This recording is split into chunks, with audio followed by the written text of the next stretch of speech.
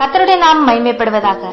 இன்றைக்கு தேவன் நமக்கு கொடுக்கிற வேதவசனம், உத்தமமாய் நடக்கிறவர்களுக்கு நன்மையை வழங்காதிரார்.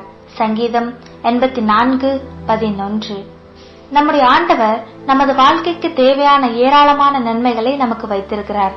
நன்மையான ஈவுகளை தருகிறவர். வானத்தின் பலகணிகளை, பொக்கிஷங்களை நமக்கு வைத்திருக்கிறார்.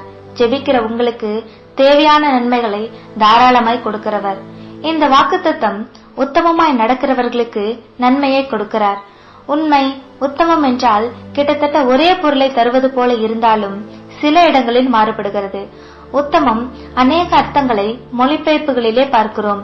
தேவனுக்கு முன்பாக இருதயத்தில் மாசற்றவர்களாய், குற்றமற்றவர்களாய், கபடற்றவர்களாய், நேர்மையானவர்களாய் தேவனை பின்பற்றுவது. இன்னும் சொல்ல போனால் தேவனுடைய வசனங்களுக்கு கீழ்ப்படிந்து தேவனை பின்பற்றுவது.